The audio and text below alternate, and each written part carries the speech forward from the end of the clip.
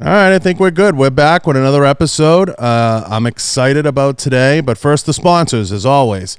I have to thank Rhino Metals, Gallo Technologies. Special thanks to Manscaped. Your balls will thank you. Kuyu, and, Blackwater Ammunition and everybody else that sponsors the show. Head over to www.johnbartoloshow.com. Go check out all the sponsors there. Without them, this would not be possible.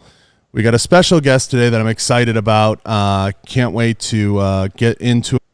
She's someone that's been on my radar, obviously, since Halloween for obvious reasons, but we haven't been able to make the magic happen. Now we did. We got the one and only Danielle Harris. What's going on? Hi, how are you?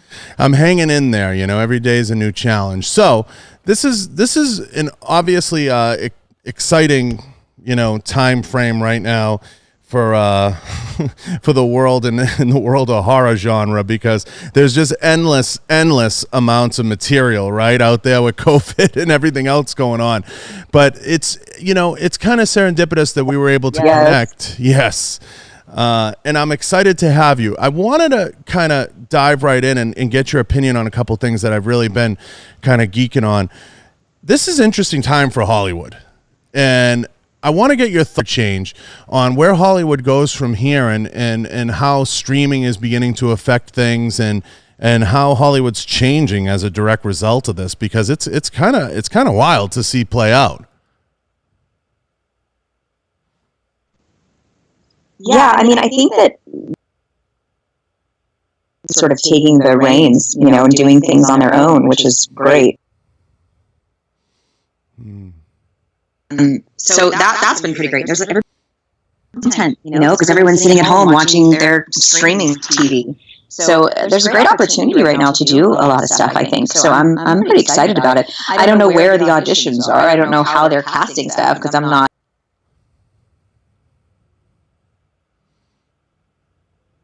popping up. So, but it's still a spooky time to be shooting stuff. I did a movie like 2 months ago, and man, it's crazy with COVID. The crews are like minimal, and you're wearing a lot of hats, and there's all kinds of safety precautions, and nobody knows what the hell's going on. So it's a really tricky time. I don't really know what's going to happen. I'm hoping we get back into. I mean, we're a. There's people that need us, entertainment is still going on. So people need something to do when they're sitting at home, twiddling their thumbs. Do you see it changing the face of Hollywood forever, and how things are done, and pushing more towards streaming and a la carte, purchases like Disney Plus and, things of that nature? We're seeing obviously a huge rise in that space, because people are cutting the cord from cable.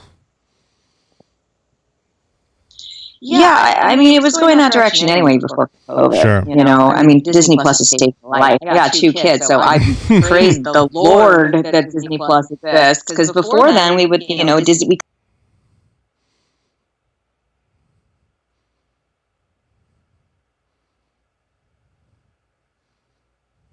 Super thankful for all that shit. But yeah, I was like 2 networks. 3. It didn't seem like it was that long ago. So I don't know what. It's a trip to think about how fast technology is changing, and we're just trying to keep up with it. And I'm old school. Like, I still write with a pen and paper. So for me, it's like that's why I missed your message from so long.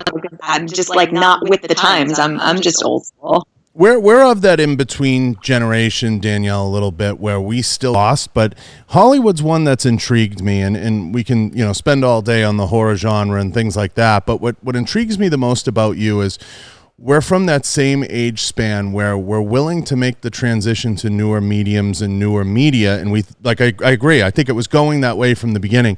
This is going to speed it up. And I think it opens a lot of opportunities to not only direct, but also put your own stamp on the things that you want to do, because obviously YouTube was the first, leg of that, where we saw Disney Plus with The Mandalorian has done, the ability to, that's something I'd love to see you in.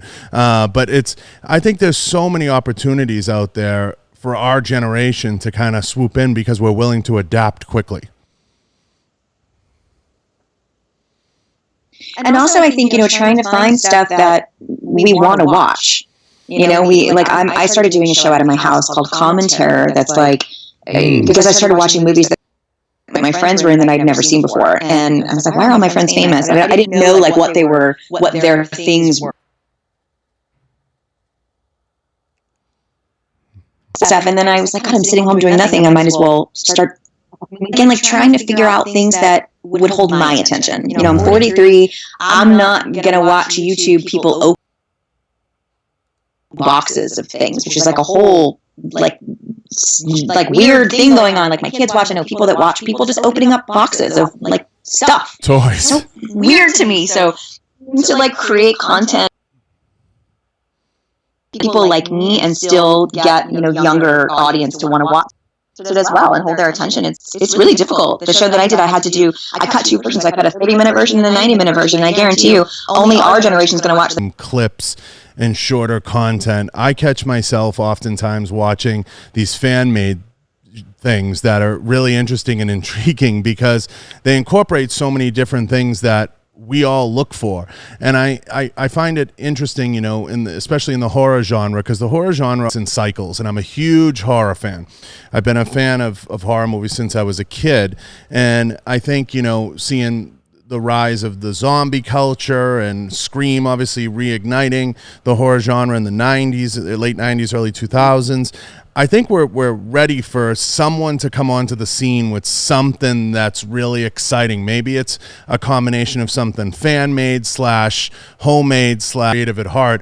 I'm really looking forward to what the genre spits out next, and I would think it's going to be somebody in our age group and in our age wavelength that's going to come up with it, because we're just enough in between all the worlds, you know what I mean, that we're going to be able to do a storytelling that's going to be new and unique. And I think everybody's sick. Halloween's done a phenomenal job with the new one, but all of the directors that I've ever worked with on horror movies are fanboys. They know every horror movie. They've started watching them when they were kids. You don't really see that in other genres. So I think we try to give back what we want to see ourselves. So I think that's what makes our little community so awesome. And it's, you know, it is our, I mean, they're the new generation that are doing it as well. But I think our world is super tight. And yeah, we're trying to crank out some new stuff right now. I think we're going to do it ourselves. Actually,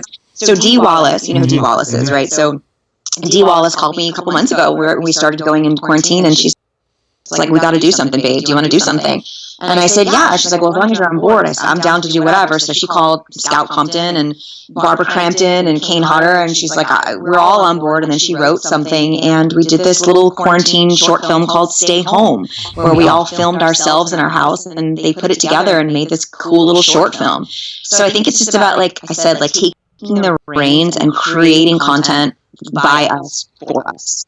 I think that's the way to go, and I think that opens up the door to not only production value, but money, but creative value, which is going to be the most important thing, and it could lead to so much more. And I think storytelling, I think, you know, what Disney Plus is doing with The Mandalorian, and eventually probably you know, the Obi-Wan Kenobi spinoff, if that ever comes to fruition. We've all been waiting patiently. I think that ability for long-form storytelling, you know, is something that the horror genre craves and is really lacking right now. It's kind of something. I mean, if I'm in your shoes, I'm sleeping with a notepad, honestly, because I'm waking up with crazy ideas and I'm writing them down. I mean, truthfully, I mean, I think of these things and the creative juices flow. Yeah, there's, you know, and it's about, like, we know so many people, and the same group of us keep making things together over and over again. It's about figuring out who you want to work. Kind of like the homegrown vibe, which just means that we could fulfill it. We could do it, you know, more easily now. We don't really need big productions to come on and give us millions of dollars. Not like the horror genre ever got to begin with. But it's about just trying to create on your own right now. And figure out who you want to spend your time with, really. Take me through your process of how you're creative, and when the creative moments are flowing. Do you start with a pad of paper? Is it voice notes? Do you gravitate towards maybe storyboarding a little bit? because I can't imagine the ideas that you have flowing around in your head and how you get those all curated into some type of template that you can work off of.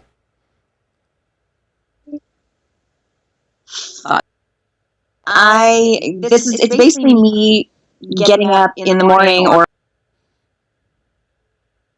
my husband, he always goes, uh-oh, when I come in and go, okay, so I have an idea, and he's like, oh, shit, you and your ideas. And it's like, I want to do this, I have this idea, but I don't really know exactly what it means. Like I said, my show Palm and Terror started years ago when I was like, I want to be the Barbara Walters of the horror genre. There's no women interviewing other maybe women, which would back, a while ago, I was like, why are there no friends with all these people that will tell me things they're not telling everybody else? And this is just a thought process.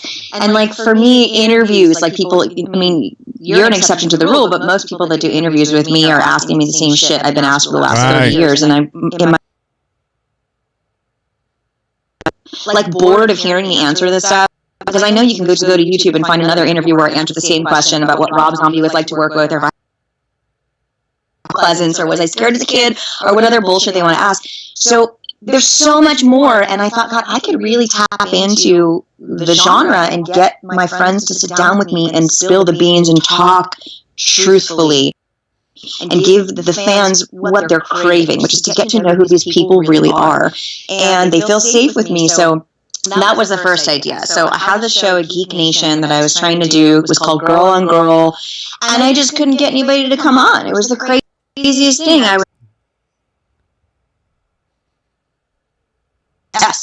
Because I didn't want to reach out. I didn't want to be the person that was like, come on my show, come on my show. So then that kind of disappeared. Geek Nation went away, and then I was again sitting around going, I'm watching all my friends' movies, and it'd be really cool to watch a movie with them, because I hadn't thought about, I've never actually sat with somebody and watched them watch themselves, if that makes sense. Premiere, and you're in the dark and you don't ever get to see it. And I was like, this is one of the coolest things. So one of my first guests was Dee Wallace, and I'd never seen Cujo. And I was like, I'm not going to watch it. I'm going to wait and watch it with her. And just to kind of, and also like the 90s commentary on the DVD extras, that doesn't exist.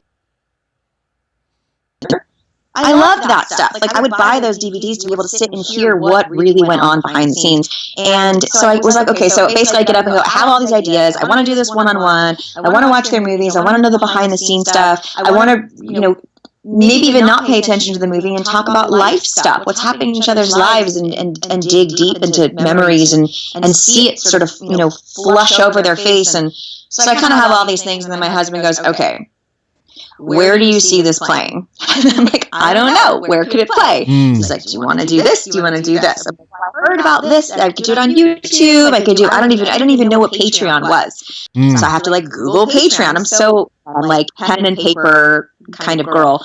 So my husband does like the technical stuff, or I'll see like I bought like the sling. It's like a sling. It's called the sling. So it's like I buy a bunch of like technical stuff that I see on Amazon, and just it comes, and then he has to put it together, and then I just try to figure out what to do with it. So it's trial and error. I've had different cameras I've shot with. When I started the show, I had 5D and 2 like steady, handy cams, and then I went to 3 5Ds. Then I went and hired a different DP, and I had 3 Blackmagic cameras, and then I got different lavs, and then I got a boom, and it's like you have to start somewhere. So I think for me, I just get ideas and I just go with it, and it just evolves into something, and eventually I will fucking figure it out. It just takes me, I always say, like, my motto is like, it just takes me a minute.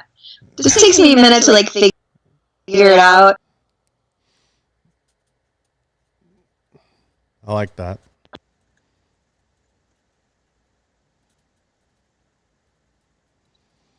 I like that. It just takes me a minute. I like that. Did I lose you? No, I got you. I'm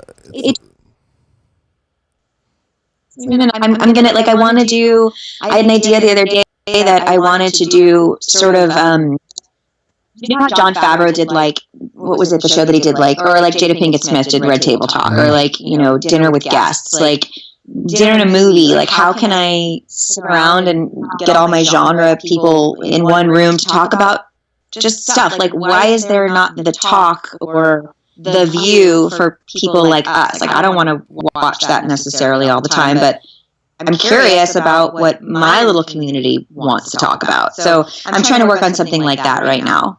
I think, looking back, and I'm 320 episodes into my podcast.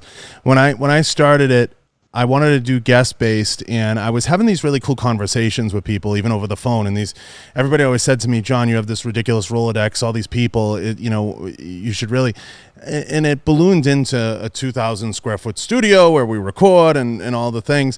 But I reached a point, Danielle, where I was just having these cool conversations, and I said, there needs to be a moment where I'm actually just recording them and putting them out there.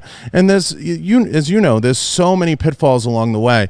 I noticed the fans tend to like round tables, multiple opinions, getting people on, talking about topics. And sometimes it's just about having a conversation like this. And I'm always obsessed with the creative side of people and how people create and what causes them that lead to such sparks of creativity, because I think that's what ignites the burn to kind of come up with these ideas. And anytime you're putting together, whether it's a podcast or a vlog or a video-based show, I think you're going to go through that period. The first 10, 15, 20 episodes are almost like a throwaway, and then figuring out what's going to stick and what's going to make sense and what's going to be good popcorn and be, satiate that entertainment, bug for everybody. So, whenever you're kind of exploring those things, I think there's a huge thirst in the horror genre. When your finger's on the pulse, I started thinking about when I was doing the commentary stuff, and I started seeing, I saw a billboard for a celebrity watch party, right? And I was like, what the fuck is that? So I looked at links. Reaction. I guess it's a whole thing, like reaction videos. But then I went on YouTube and I'm like, oh, it's a whole thing of reaction videos. Okay, I get it. But I want to know, what would, that, how do I explain it? God, it's so difficult. Great example of my brain's going, oh, that would be super cool, but how do I do that? What makes it different? And I thought, I'd rather why? So I started. Long story short, I started doing watch parties. I'm like, oh, Netflix, they have watch parties, but wouldn't it be cool if okay, I can watch horror movies with fans, maybe movies that I've never seen before, in a different outlook, and what I'm watching on the screen can give them some insight on, I'm looking at the effects, I'm looking at the shots, I'm looking at the acting, I'm looking at the story, I'm looking at, I know how they prepped for that scene, I know where they shot that, I know, all the little insides that nobody that's really watching.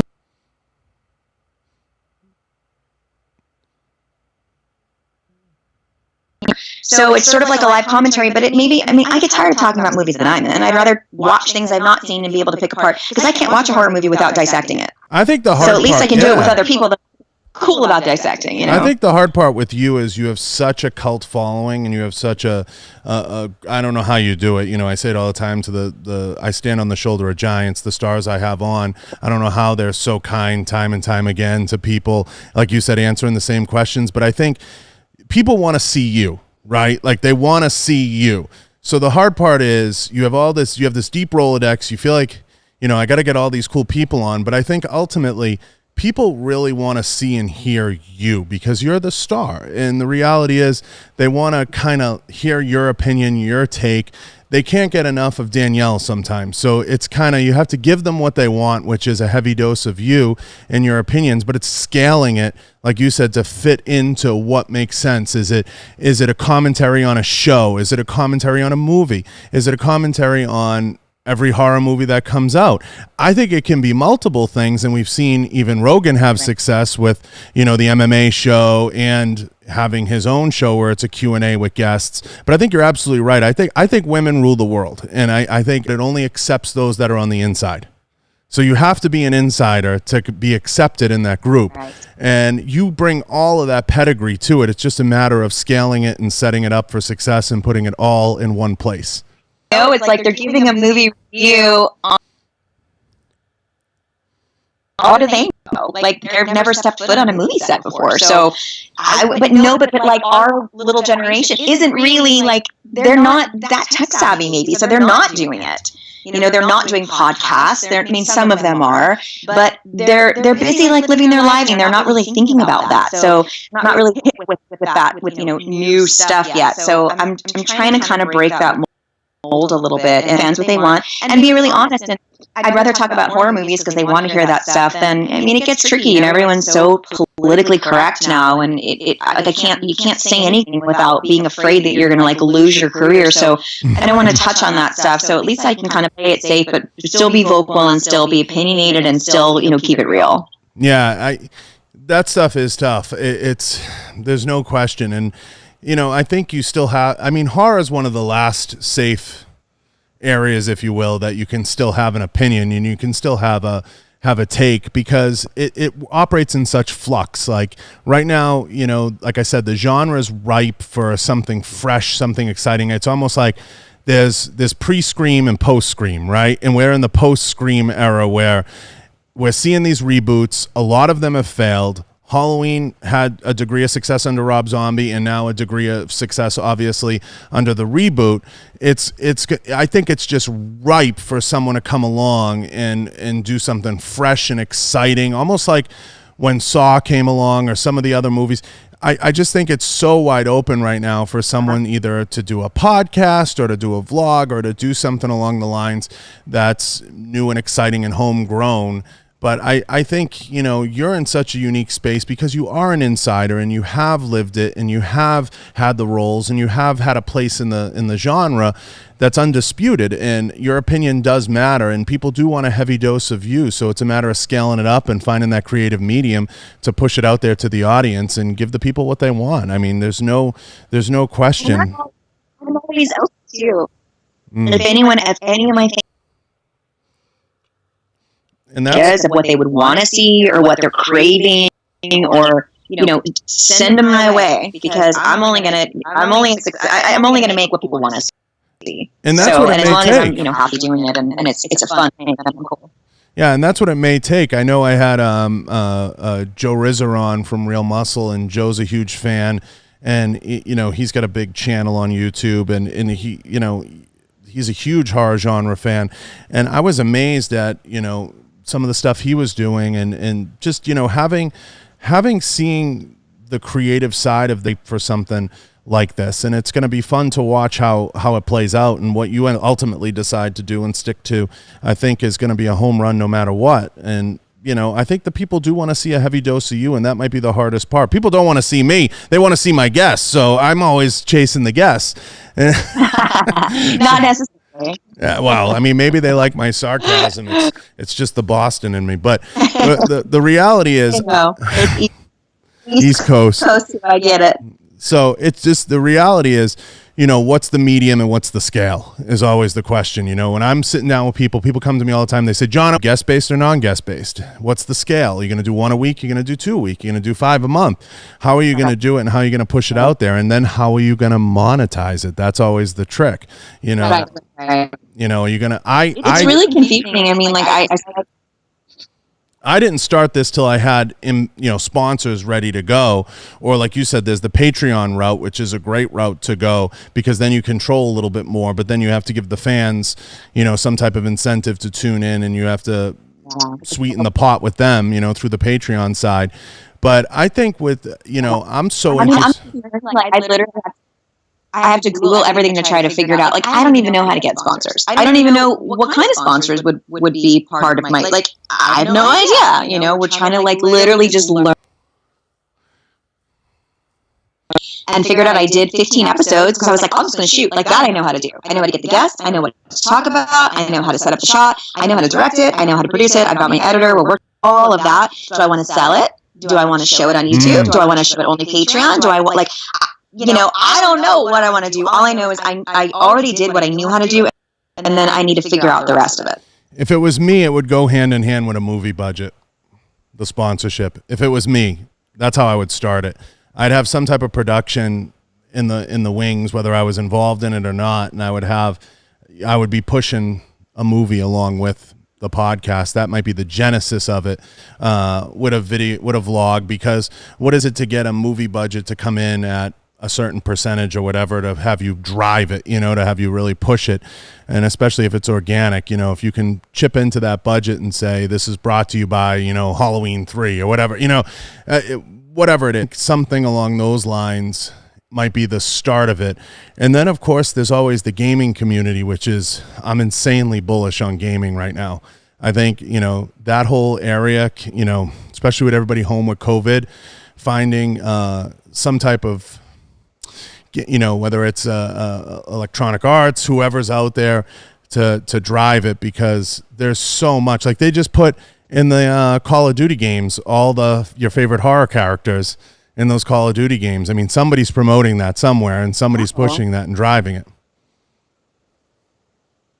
I mean, what do? Do you just email them? Like, do you go onto their social media and just eat? Like, I honestly am so new to all this. I paid for, it's a lot of money to, like, it was a considerable amount of money to get and no one's getting paid except my DP and my editor, but it's still a fortune to do this stuff. It's so expensive. So you're like, okay, I can't really do any more unless I have financial help, but I don't want to ask the fans, because then no one's working, and then I feel bad, and then it's like, how do I keep doing it and creating content and giving people what they want and staying active and present without having fans pay for it? Right. It's just because I'm not doing movies, like, so difficult. Yeah, if you start with a segment that's commentary, for example, on something like Walking Dead, right? You go after that Walking Dead production and you say, listen, I want to do commentary around every episode.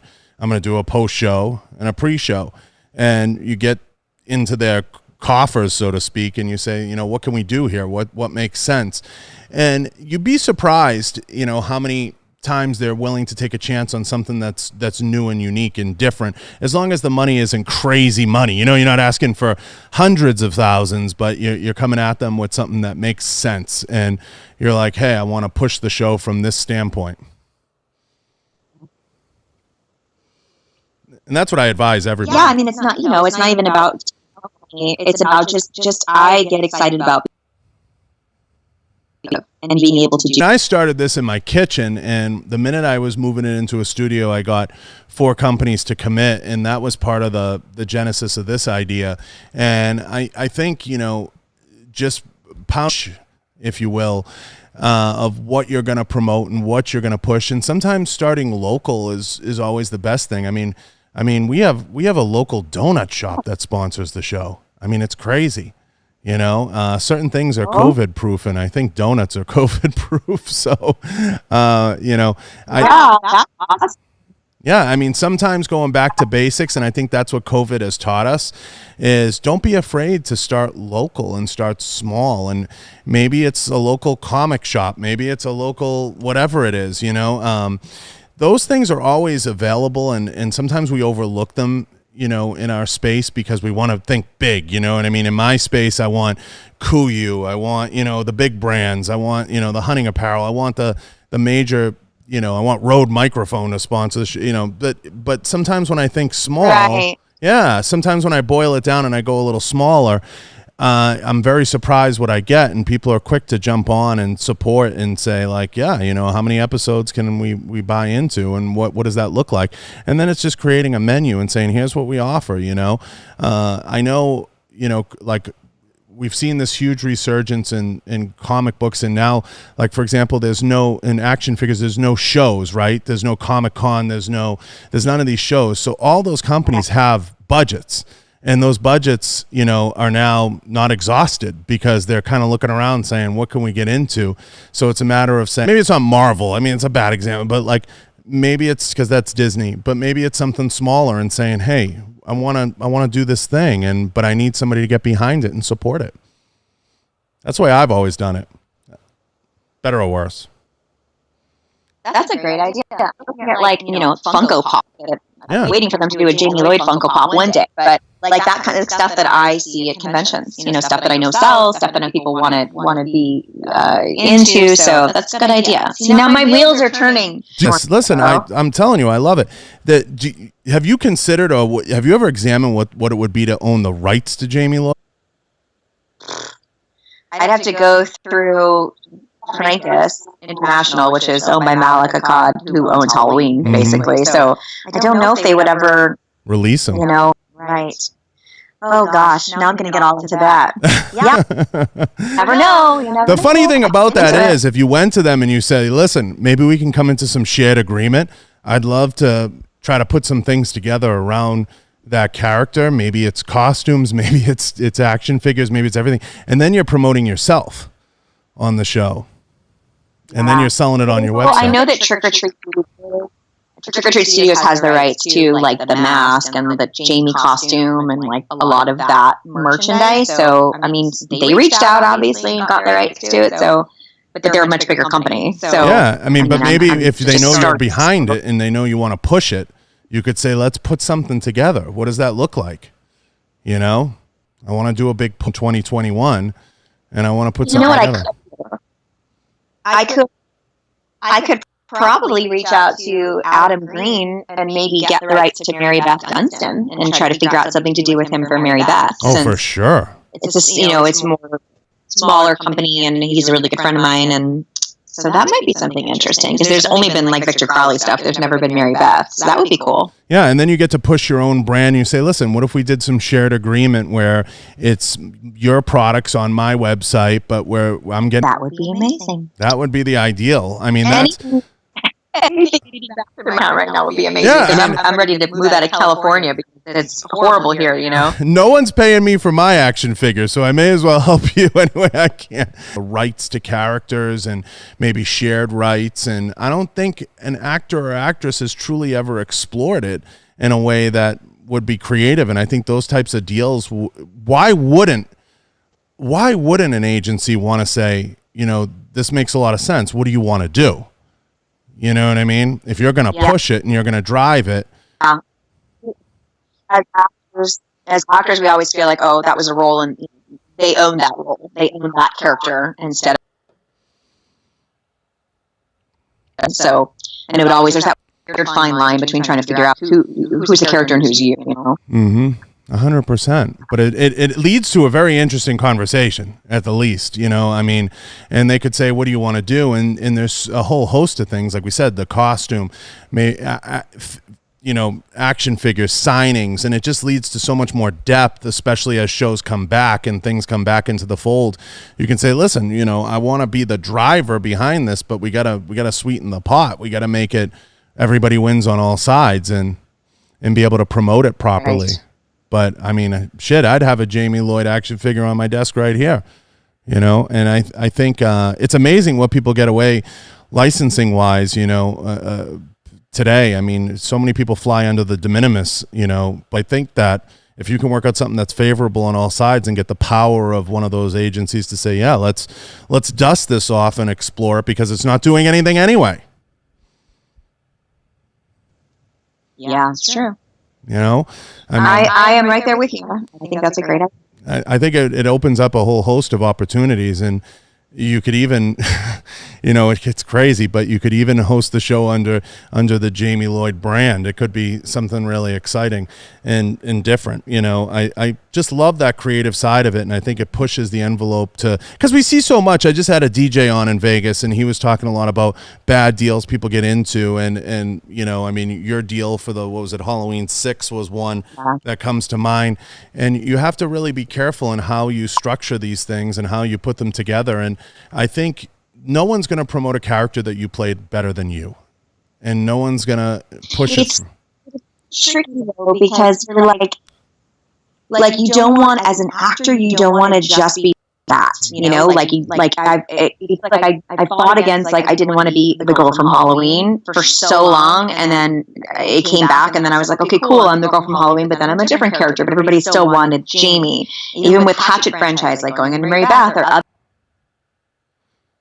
I didn't do horror movies for 20 years. I didn't do anything, but ironically enough, which is so crazy to think, I didn't do anything after Halloween 5. I only did urban legend between Halloween 5, which was 1990, until 2007. But people still are like, I'm the horror movie queen, which is crazy to me because it's I did all these action movies and all this other shit in between.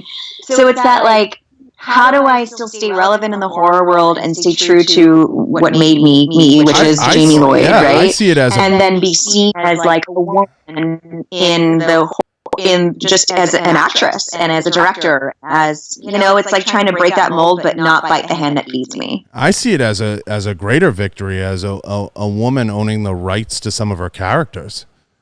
which is freaking amazing. I mean, shit, Cassandra, like Elvira is not hurting. You know, I don't know sort of how she did it, but she'd be a great person. Have you ever had her on your show? No, I'd love to. She invented that character, though, didn't she? That was the thing. She invented that character. I don't know her. I did some digging into that, because that always intrigued me. She invented that character. I think she owns the rights to Elvira. You know, and that's something that we see when people use stage names, right? So like they'll own the rights, just horror. I think it's more about, you know, if I can own the rights to Jamie Lloyd, I can own the rights to this character, I can own the rights to that character.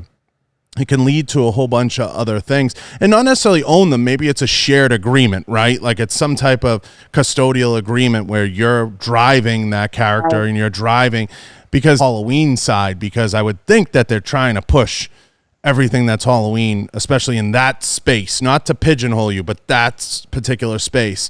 But I mean, not that Bruce Willis needs the money, but like imagine if he owned the rights to John McClane. You know? Right. I mean, not that he needs the money, but I mean, that's a whole other side of the business that hasn't been explored.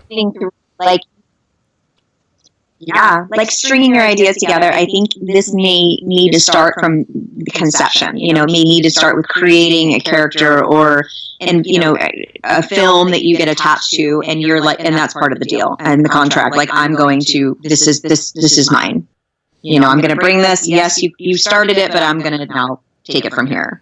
So I think it's got to start from the beginning. Maybe that's a conversation to have in the negotiations. So I will think of that next time I negotiate something. I think a lot of people, there'd be a huge thirst for, you know, I mean, I can already even picture a title like, what happened to Jamie Lloyd after Halloween 4 or 5 or 6 or whatever you want to take it from? Because I think the death thing is a fucking weird arc that they fucked up royally. We both can... Probably, maybe you can't agree on that, but I think that's I think you can say like, I'm going to, because Halloween's had so many timelines. That would be very, very smart of them to do, but you know, who knows? They're all over the place. Like they get like 2 movies right, and then one's a shitty movie, and then they do 2 other good ones, and then one's shitty. It's like they can't really keep it together. They can't. I mean, I think the reboot was a welcome. I mean, everybody's excited about it. I think that's because, I mean, everybody loves nostalgia, you know, and I think selfishly everybody likes to see, I mean, there's certain characters that should just never come back, and I don't think we'll ever see Jason again because that's so fucked up, but the legal in that is just so fucked up. But I think that there's a huge desire for certain characters, and I know it surprises you that yours stood the test of time, and I think that's freaking amazing, and it's a testament to what you brought to the character, the resurgence of the genre, especially in 4 or 5, and not so much 6. But I think that it has to be kind of serendipitous for you to see that these movies have lasted so long. I go back and I watch them all. I mean, it's kind of crazy to me, but the creative that can come out of it, and there's so much to tap into. I'm okay with all the weird story arcs and the Rob Zombie one, because I think it opens up to a universe, right? Like we saw this with Star Wars, right? Like there's this giant universe, and they're able to make this whole series out of The Mandalorian, which was like this bit part in and you know what I mean? So why not? Why can't we see, you know, this Jamie Lloyd story on Disney Plus? Why can't we see? I'm not saying it's on Disney because it's not a Disney thing, but. But you know, I feel like somewhere along the line things are getting fucked up because they're making movies without characters that we want to see. Like they're you know, why is Tony Todd not Candyman? Yeah. Why was Robert Englund didn't continue as Freddy? Like, why recast? Why recast Kane Hodder? Like, we as who are going to pay to see these movies, we the fan base, want those fucking people. Why give Jamie Lee Curtis a daughter and not have her be me? Yeah. You know, like that doesn't make any sense to me. No. I hate getting into things that I know you talk about on 100 shows, but I'm gonna go there for a second. I selfishly was hoping that you'd emerge as like a stepdaughter or something, you know, taught in the next one. Like I was like, that would be a fucking interesting wrinkle if like all of a sudden we heard, you know, the allusion to like, well, there's another one, kind of like, you know, like in Star Wars when they were like, there is another, right. You know? So like, it's like, if you had emerged, that it gives me chills thinking about it, because I'm like, it's like I said to somebody the other day, they go, what do you think of the Screams coming back? I go, the Screams coming back for 2 more work if Dewey's the killer. If Dewey's the killer, and it's kind of like if you... But could you surprised they didn't recast Neve Campbell? Like, they make stupid choices sometimes, but that movie is nothing without her. You know, I mean, it's like that's... You're right. That might be the one. So it's like making Halloween without Jamie Lee. Like, it didn't work. It's crazy. I don't know how they don't get it. Like, it doesn't make any sense. It's always driven me nuts. I don't understand. Yeah, I think what it is when the cigar chompers get in a room, everybody has a brilliant idea and they don't think it through. Like a big whoa moment would be if in the next Halloween, which I know they're going to do it similar, where it's going to be, you know, in the hospital, they're talking about, you know, I've heard rumors about what they're going to do, but it would be amazing if it was like somehow you were alluded to maybe for the third one or whatever, because I would be like, oh, like this is fucking crazy. Like it would be like a cliffhanger I couldn't kind of wait a year to see, you know? But I think when they get in a room... Cool. I would like to have sort of some like conclusion or some, you know, something with Jamie. I don't know. But then she died in 6 and I don't know. It's all, who knows? Who knows what'll happen? Games only work if, in my opinion, if Dewey becomes the killer. That would just change the whole thing. Like, and if you popped up as like, you know, the bastard daughter, if you will, and maybe killed the current daughter, like that would be something that would be like, I'd be like, oh my God, because they made this version of Michael Myers a little more human. You know, he's a little more human in a sense. And it would be like unbelievable if that happened. And then you get a female antagonist to go with another female. It just would be fucking lightning in a bottle. But I'm not a cigar chomper and I'm not a decision maker in those rooms. And if I was... I should just come in at the very end and be the one to finally kill Michael Myers. Oh. I should just like show up last scene and like do something that just takes him out for good and have it just, that would be the end of the franchise. Yeah, I don't know how they wrap that one up, or if they just do it as like you know, I know everybody's always chasing like the Christian Bale Dark Knight series, like kind of have that like series that stands alone on its own 2 legs. I don't know how they accomplish that without some tip of the hat towards you or towards your role, but maybe they do. I don't know. I mean, selfishly, I wish they wouldn't. Like you said, the Neve Campbell thing, that's one of those things. The only way they get away with that and the only way they pull it off, in my opinion, is if Dewey's the killer, you know, and that's the only way. Like, just like the only way they pull off this version of Halloween in the end, and let's get to the end game. If they pull it off with Jamie Lee getting in some type of confrontation, something is swooping you in for like that lightning in a bottle moment where it's like da da da da, like it changes the whole complexion of it, and everybody's like, whoa, like didn't see that coming. But they're never going to end it because they make money. No, these franchises are never going to end as long as they can, you know, if we learned one thing, like I said, from the Christian Bale Batmans, is you can make a standalone series. The problem you run into is he was so fucking good at it. Now, does anyone want to go see the new one with Robert Pattinson? I don't. Because to me, Christian Bale will forever, just like you'll forever be Jamie Lloyd. When they brought in the new girl, it made no sense. But, I mean, to me, that's the only way. I mean, selfishly. But, you know, who knows? Maybe they figure it out. Maybe they don't. Again, I'm not in the room. I'm not one of the decision makers in the room. Hopefully they do. We're back. There we go. Yeah. Hopefully they figure it out. But, I think there are ways it works. But selfishly, in John's world, they work my way until somebody shows me a better way. But I would personally, I would write you in as a killer. I know you want to be a hero.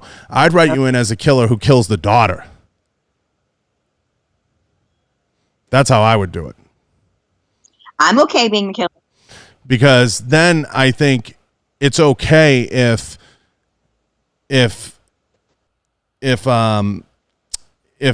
Michael gets killed by, you know, either you or Jamie Lee. If Jamie Lee kills Michael, then it opens up the whole door to a continuation of the saga, and you're right in the middle of it.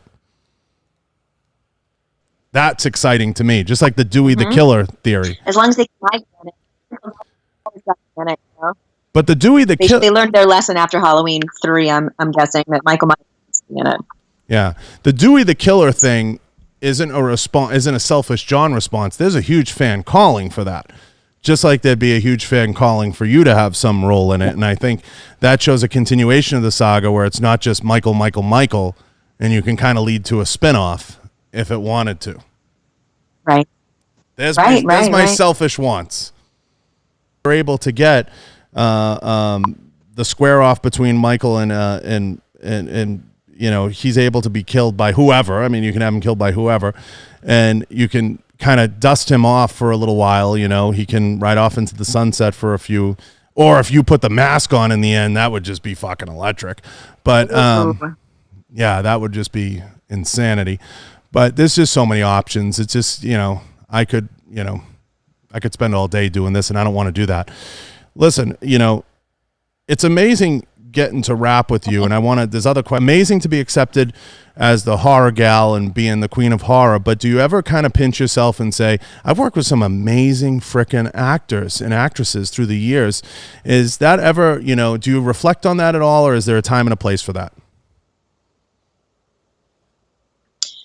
I reflect on it more now looking back, like, you know, watching,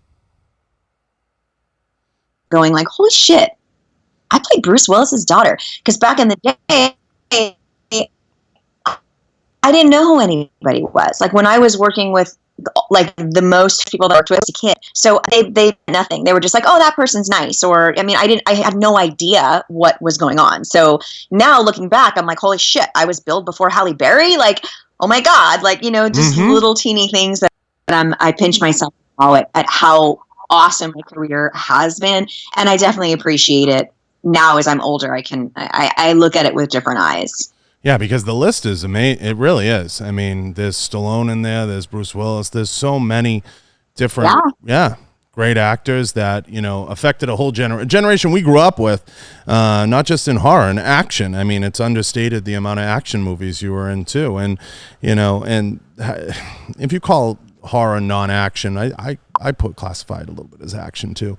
But I mean, and many of them were huge commercial successes. I mean, there was not, I can't think of a failure in the bunch. And I have to say, you know, I want to say this selfishly, looking back, you know, I thought you'd be like a shoo-in for like a role like, you know, when the Kate Beckinsale movies started coming out, all the different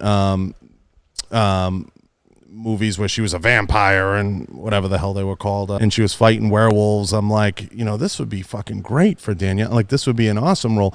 Are there ever any roles you look back that maybe you didn't go for that you were like, geez, you know, that would have been fucking perfect for me?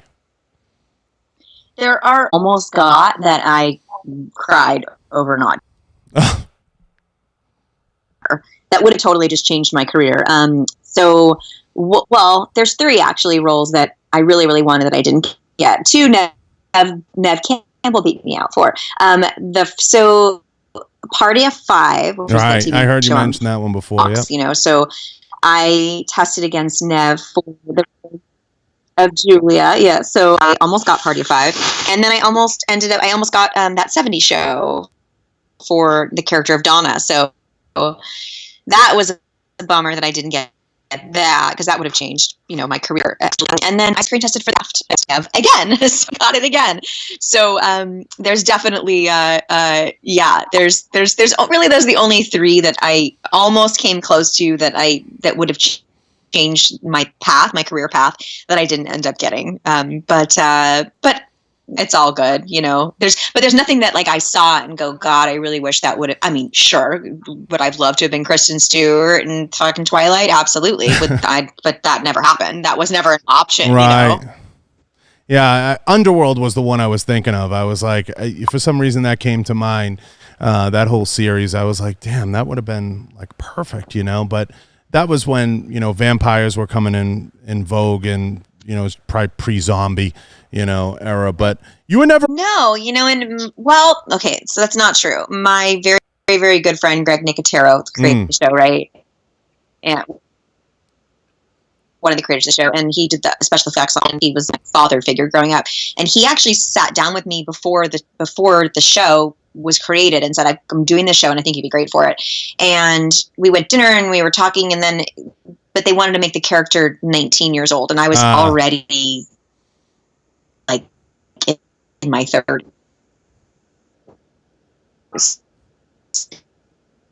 So he was like, I just really keeping it to like teen, just feel maybe it goes for a long period of time. You might end up too, because I was younger, but I already was older. So having kids and getting married and all that, you know, all that stuff that could change your life. So it ended up not happening. But I just messaged him not too long ago, and I was like, how have I never been on The Walking Dead? Like I've gone on one audition for it. Or he's doing Creepshow, and I'm like, what is going on? Like, how is nobody? I mean, I've not been on any really like horror TV kind of stuff. So it's been a difficult like kind of transition.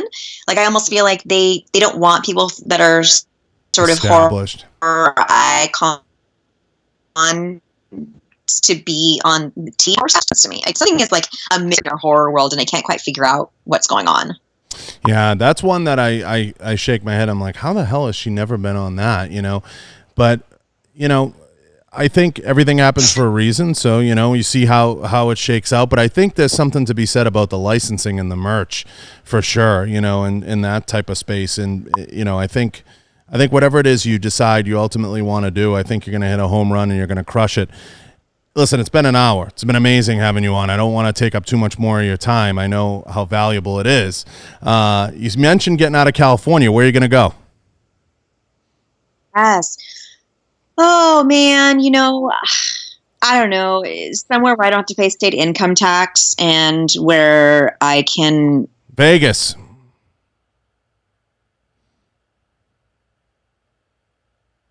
Really, really, really hard to live in. I mean, you're in Vegas, right? Like, a lot of my friends there. I mean, I don't know, Texas. I mean, I don't know. It kind of just depends. I just feel like I don't need to be here to be an actor. I don't ever work in California because there's no tax, you know, benefits for working in California. So I film in the South all the time. Why don't I just go move to the South? And I've got more rights just as a human being than I have living in California. 100%. I can buy a house with the money that I save, can invest in property or do something with my, you know, with my life without having to pay this insane amount of income tax. So yeah, it's all fucked up here. The roads are shit. Everything is shit. Our governors are shit. I mean, it's just a disaster here. It's only going to get worse. It's only going to get worse. Everybody's leaving. Even Joe went to Texas, and you know, everybody's either going to Arizona, Vegas. I split some time. I'm still up in Montana from time to time, but yeah, I mean, you got to get out of there. Never. I bought an RV, which I love camping. I love outdoor stuff. My husband grew up in Colorado. Like, you know, we've dually pickup trucks and you know, I moved out of LA County and into Ventura County because I just wanted more normal camping, like every couple weeks. And the kids, I've got 2 boys. They love it. And we're all about our and just being normal. Not living the Hollywood life, which is a bunch of bullshit anyway. We got to get you out of California. That's a given. Well, you're always welcome here in Vegas, and you're always welcome in studio whenever you guys make the pilgrimage or you decide to get out. But there's plenty of great areas. I mean, Utah's doing a phenomenal job. I know a lot of people moving out that way. Montana, of course. Well, Kane Hodder just moved to Salt Lake. Yeah. You know, he's got a house up there, and he's trying to get me to come up there. So the Diesel brothers are there. Easy. You can jump on a plane and be in Montana. I can be, you know, in Arizona. I can be anywhere on the West Coast pretty quickly, and you can be in LA in an hour and a half an hour and a half on a flight. Yeah. So, you know, it's just up and down. So I'm looking forward to seeing Yeah. what the next step is and what you I just want decide. to have a dock with a boat. Lake Mead, right here. You live like a queen here. Oh, I went camping at Lake Mead. Yeah, you'll live like a queen here. Are you kidding? You guys will live very nice. Vegas, love to have you. It was 126 degrees. Yeah, it gets hot. It is hot. I'll give you that. But yeah, I mean, if you can get past the heat, Arizona's no day at the beach for the heat either. And Texas, depending on where you live, the thing I hate about Texas is the traffic. It's like Miami. Get a lot of traffic. I won't do Miami again. But Right. yeah, I mean, I go back home and I don't want to deal with the cold. So yeah. But listen, I appreciate having you. Give everybody, let everybody know where to find you and where everybody can plug you, and I'll put all the links down below in the comments. On Instagram, I am horror. My Twitter has been blocked for some reason because someone touched my main two right now. I've got my YouTube channel that's also Danielle Harris /horror gal, and stay tuned for my Patreon that will go up. And I would love for people to. I will be cranking out new stuff for everybody as much as I possibly can. Yeah, give me the link for that. We'll put that down below when you get it up.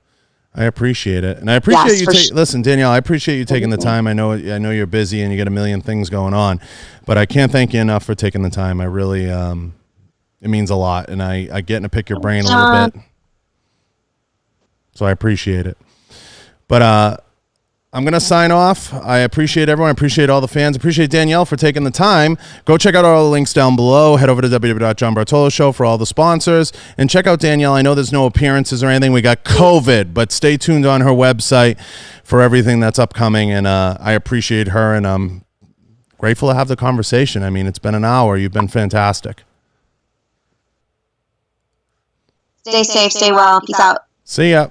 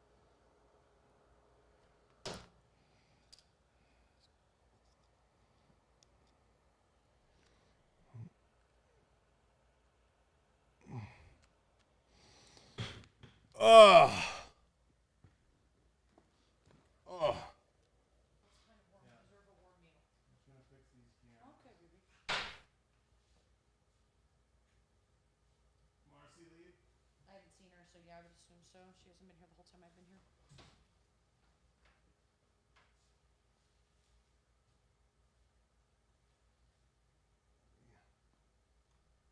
Hey, babe, do you know where I could find any Red Sox fans?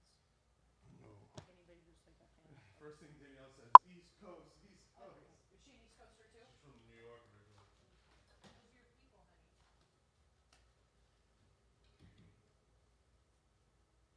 Baby, those are your people. Mm-hmm.